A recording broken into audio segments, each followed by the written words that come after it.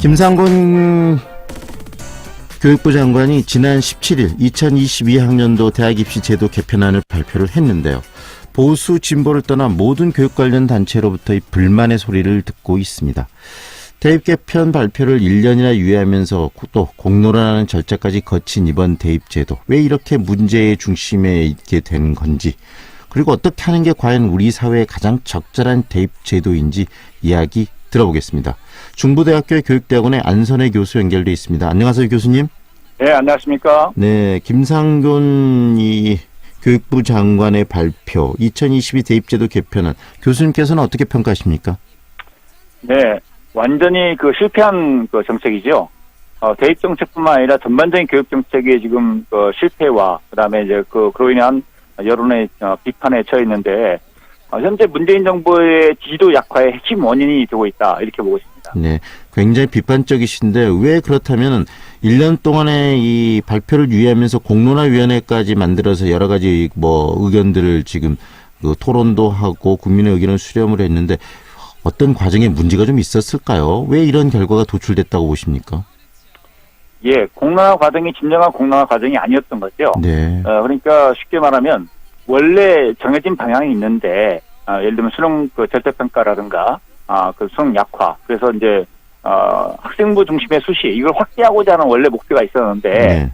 정권의 목표죠. 문재인 정부의 목표이자 김상곤 장관의 목표였었는데, 네. 그걸 공론화 과정을 통해서 이제 그걸 억지로 만들어 보려고 했는데, 그게 국민의 여망과 달랐음에도 불구하고 그 국민의 여망을 저버리고 그 국민의 요구를 사실상 배신하면서 원래 방향은 그냥 바뀐 거죠. 네. 가장 최악의 공론화 네. 결과가 나타난 겁니다. 다시 말하면 가장 비민주적인 결정이 된 거죠. 다시 말하면 공론화 과정의 의도성을 가지고 공론화 과정을 좀 이끌어온 측면도 있었다라고 보시는 거네요.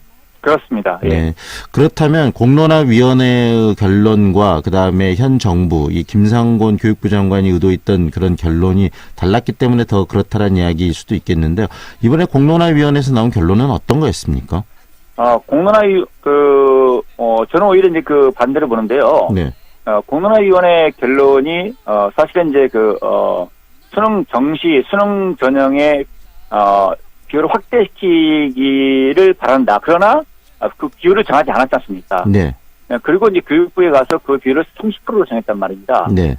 그런데 현재 2019학년도 비율이 약 한 24% 정도가 됩니다. 네. 그리고 이제 수시에서 정시로 이호라는 비율을 따지면 거의 한 30% 내외가 되거든요. 각 대학마다. 네. 그러면 사실상 정시 확대를 안 한 겁니다. 네. 그러니까 국민의 70% 이상이 정시 확대를 지지하고 있고, 그리고 공론화 과정에서도 정시 확대를 지지하는 안이 네.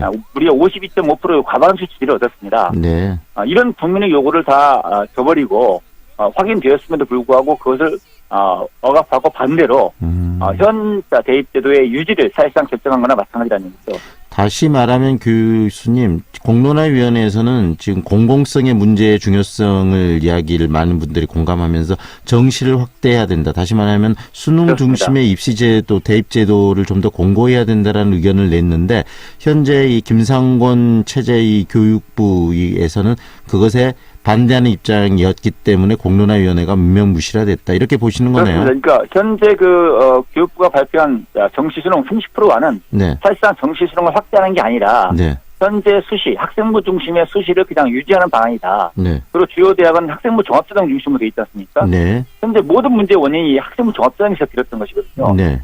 네, 그렇기 때문에 사실은 대입제도 개선이 이루어진 것이 하나도 없다. 네. 현재 문제점이 반복될 수밖에 없다라고 하는 겁니다. 어떻게 보면은 교수님과 이야기 속에서 현 이 교육부가 굉장히 무책임하다는 생각도 드는데요. 그리고 또 하나 저희들이 좀 바라볼 부분들이, 학생부 종합전형 중심으로 현재 이 교육부에서 가고 싶어 한다는 이야기신데, 그런데 학생부 종합전형이 공정성의 문제가 끊임없이 제기되고 있는데, 그런 공정성의 문제를 좀 문제점을 해결하려는 방식도 이번에는 담겨 있지 않거든요. 그렇다면 학생부 종합전형으로 가려는 의지마저도 이번에는 상실됐다, 이렇게 보는 분들도 계시던데, 그 부분은 어떻게 보십니까? 그렇습니다. 일부 학생부 기록을 개선하는 방안이 있고, 네. 그다음에 전형에서 좀 더 객관적으로 하자, 이런 방안이 있지만 사실상 그것은 표면적인 형식에 불과하거든요.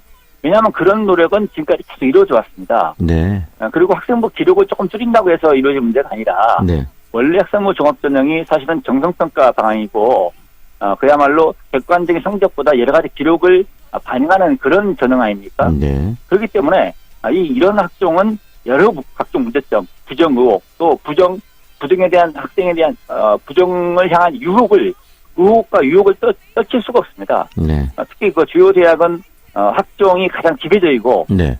그 다음에 이제 이런 상황에서 주요 대학이 상류층에게 거의 장악되어 있지 않습니까? 네. 72.5%가 상류층인데, 네. 그러면 이 주요 대학의 학생부 종합전형을 줄이고 학생부 교과 전형을 일부 확대해야만 지역 일반고에 유리하거든요. 네.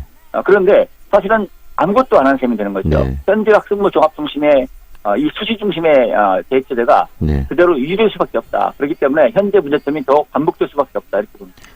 교수님 말씀을 정리를 한번 해보면 현재 이 수시, 정시를 좀 더 확대시켜야 되는데 그런 부분도 안 하고 있고 또 수시에서 문제가 되는 것도 학생부 종합전형이 정성평가가 강조되는 종합전형이 지금 너무나 방만하게 비율이 높다라는 이야기인데 그런 걸 낮추기 위해서 학생부 교과를 반영하는 그런 전형이라도 확대를 해야 되는데 그런 부분도 지금 전혀 없다는 이야기 아니겠습니까? 그렇습니다. 지금 서울의 주요 대학은 학생부 교과 전형이 네. 한 5%대에 불과합니다. 네. 대부분 학생부 종합전형 중심이고, 이제 그다음에 수능 정시 전형이 한 30% 정도 되는데, 네.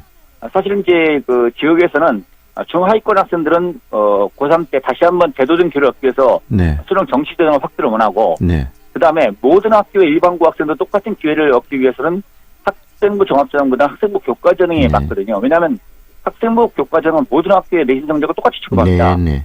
근데 학생부 종합전형은 정성평가에서 차별적 반영하기 때문에 네. 지방에서도 명문고, 네. 그다음에 그 명문고 내에서도 일반고 내에서도 네. 상류층 유리할 수밖에 없거든요. 네. 그렇기 때문에 지금 지역적으로 보면 수도권도 만족시킬 수 없고 지역도 만족시킬 수가 없고, 네. 그다음에 이제 계층적으로 본다면 서민 중산층에 가장 불리한 네. 학생부 종합전형 계속 유지하고 있다. 어떤 개혁적 가치도 없다. 이렇게 볼 수가 있습니다. 방금 말씀하시는 부분들 어떻게 보면 학생부 종합전형을 옛날 과거 제도가 있던 시대의 음서제도처럼 이해할 수도 있겠다는 생각이 좀 드는데요. 그런데 교수님 왜 이렇게 현 정부가 학생부 종합전형의 중심, 방금 이야기하신 것처럼 공정성도 문제가 되고 그다음에 또 지방 학생들 그다음에 또 상류층 중심이 아닌 여러 어떤 서민들이나 많은 사람들의 어떤 사람들의 이해에 좀 더 충실한 정시 전형이나 학생부 교과 전형보다는 학생부 종합 전형 중심의 교육 대입 제도를 이렇게 고수하는 이유는 어디에 있다고 보십니까? 피상적 이유는 김상곤 교육부 장관이 있지 않습니까? 네. 이 정책에 영향을 미치는 집단이 정교조, 사교육 걱정 없는 세상, 그다음에 이제 나름대로 교육단체, 교원단체들이 중심이 되어 있습니다. 네. 그리고 이 교원단체들 중심도 문제지만 가장 중요한 것은 진보 교육감들도 학생부 중심의 전형을 요구하고 있지 않습니까? 네네. 학종을 요구하고 있지 않습니까? 네. 그렇기 때문에 이 진보 교육 세력의 전반적인 잘못된 편견과 네. 판단 오류가 기본적 원인이다. 이렇게 보고 있는데 네. 왜 그러냐면 진보 교육 세력이 사실상 정규조에 사실상 거의 종속되어 있습니다. 네. 그리고 이들 자체가 이미 기득권 집단입니다. 네. 교사와 교수들이 중심 있는 집단이란 말이죠. 네. 일종의 교육 권력 집단인데 이들에게 가장 유리한 것이 사실은 학생부 종합전형이란 말입니다. 예를 들면 교사들에게는 평가권을 가지게 되지 않습니까? 네네. 그리고 자기 자녀에게 유리한 결과를 가져올 수도 있어. 이미 서울의 여고에서 확인된 사실이고요. 네. 그다음에 또 하나가 교수에게 가장 권력을 학생 선발 권한을 완전히 자율적으로 몰아주는 제도가 학생부 종합전형입니다. 네. 그래서 이 진보 교육 세력이 교육 권력 집단의 잘못된 일종의 집단 이기적인 오판 이것에 의해서 좌우되고 있다. 네. 이들의 입장과 요구를 떨쳐내고 국민의 요구와 입장을 듣는 방식으로 전환되지 않으면 이 정부는 헤어날 길이 없다 이렇게 봅니다. 국민의 요구와 충실하게 요구를 듣는 방향으로 정책을 펼쳐야 된다는 말씀하셨는데 다시 말하면 이 교사나 교수 집단, 교수들이 이 교육의 주체가 아니지 않습니까? 학생들이 교육의 주체지 않습니까? 사실은 이제 교사나 교수가 교육의 주체인 것은 맞는데요. 네. 그들이 사실은 누구를 위해 존재하고 있냐라고 한다면 학생을 위해 존재하고 있죠. 네. 그렇기 때문에 학생의 가장 심적인 주체인 거 맞고, 네. 그렇기 때문에 학생과 학부모의 요구를 반영해야 되는데, 그렇지를 반대의 못한다는 결론을 내는 말씀이신 것이 이 거죠. 교육 권력 집단의 일종의 집단 이기주의다 이렇게 판단이 됩니다. 네, 그렇다면 교수님께서 인식하고 있는 그런 문제를 좀 잘 해결하고 풀기 위해서 꼭 필요한 이 대입제도, 이 대한민국이 가져가야 될 대입제도의 방향성에 대해서 교수님 입장을 좀 듣고 싶은데요. 일단 가장 중요한 과정이 공정성 아닙니까? 네. 공정성이나 가치가 무너지면서 모든 사회에 대한 부정적 인식이 더 증가될 수가 있거든요. 그렇기 때문에 객관적으로 투명한 공정성 입시를 위해서 수능 정시장이 한 50% 정도가 되고, 네. 그다음에 이제 수시 같은 경우는 아까 학생부 종합전형 같은 경우는 사회 약자를 위한 전형으로 제한한다면 그 긍정적 가치가 살아나고, 네. 나머지는 사실은 뭐가 중심이 돼야 되느냐? 수시에서도 한 30% 정도는 지역 균형을 위해서 네. 학생부 교과 전형이 돼야 됩니다. 네. 그러면 공정성과 지역 균형, 그다음 사회 약자를 위한 공평성이 다 함께 살아나는 제도가 될 수가 있거든요. 네. 그리고 이제 수능 자체가 핵심 역량을 위한 고급 사고력을 평가하는 그런 제도가 될 때 네. 전반에 긍정적 의미가 살아나지 않을까 봅니다. 결국은 우리 대입제도가 이 공정한 입시 제도가 돼야 된다는 말씀으로 들리고요. 특히 누구나 다 객관적으로 평가할 수 있는 그런 잣대들이 특히 대입제도에서는 굉장히 중요한 거 아니겠습니까?